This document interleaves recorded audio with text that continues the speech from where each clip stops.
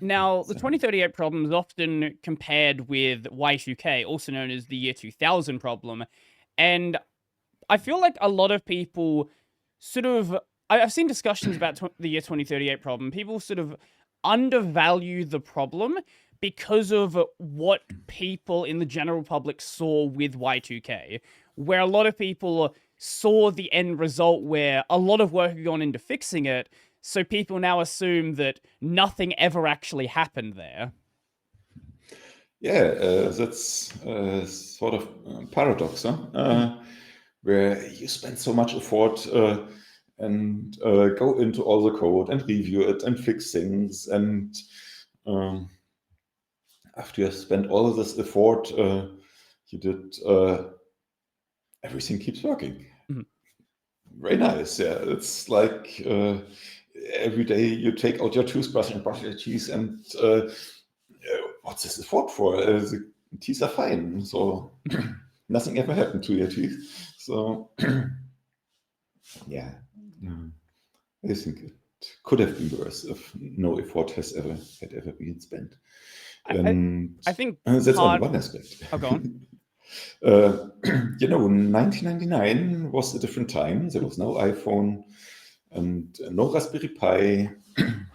So, and computers were usually, yeah, I did have a laptop, but this was like 3 and something kilograms, and it had 32 megabytes of RAM and a small hard drive, and you hardly could run Firefox on it. And real computers were these big boxes and heavy, and so there were a lot fewer computers and fewer servers and smaller machines with less RAM and less flash storage.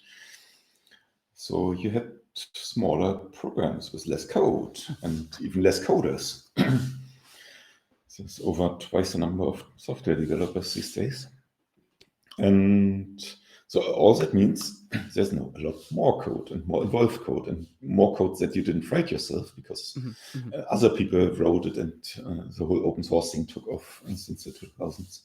Right, you're relying on libraries that rely on libraries that rely on libraries. The JavaScript environment is really bad for this. You'll see dependency chains that go 30 packages deep. Yeah, like if you ever done a Hello World NPM thing, that's like hundreds of megabytes. And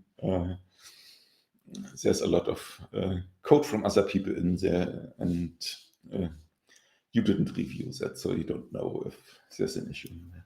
So even if your code is compliant, there might be somewhere down the dependency line where somebody did something, and like, how are you going to find that?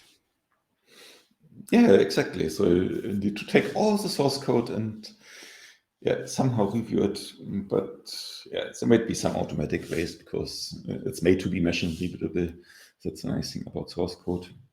So there's hope that we can get some linters or compiler warnings about these things. And there's one thing. Oh yeah, why do we count seconds? There was a story where people wanted to issue certificates for their cloud environment, and they wanted to be valid for 1 year. So what did they do? They didn't use the seconds, but they just incremented year by 1, year plus 1. And that worked for a year and another. And one day it failed. You know which day? It was it was February 29th. Because when you do year plus 1, there's no February 29th. Suddenly, yeah. And these kinds of things you can avoid if you just have seconds, because then you do 60 times 60 times 24 times 365, and then you have the number of seconds you want to add. I know some some time nerd is going to comment in the comment section about leap seconds. We're not talking about leap seconds right now. These are also a thing.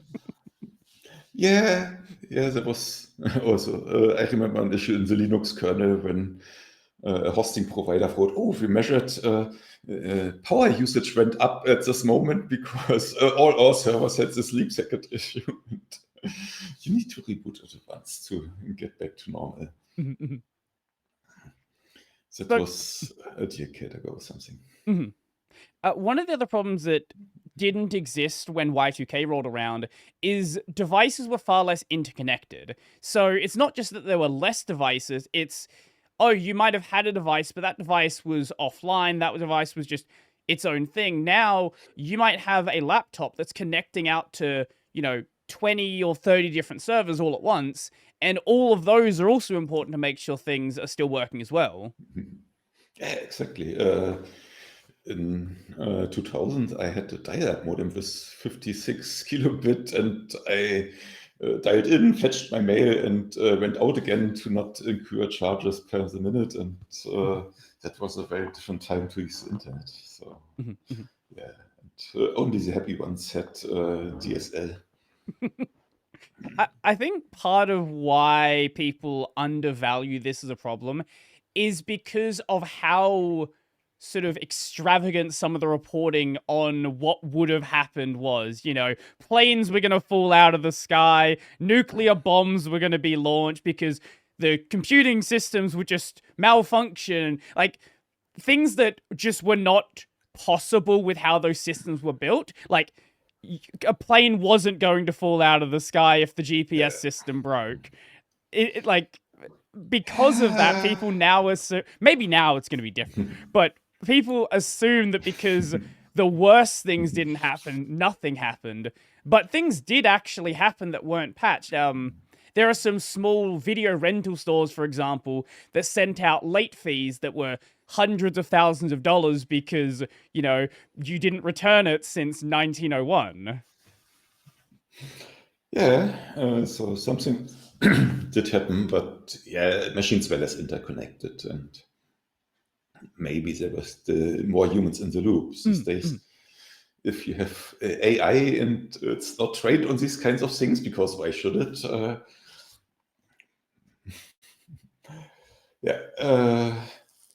But you don't know. There's so much electronics these days in all the places, in cars, in smart TVs, in home routers, in Raspberry Pis embedded anywhere. It's so much stuff.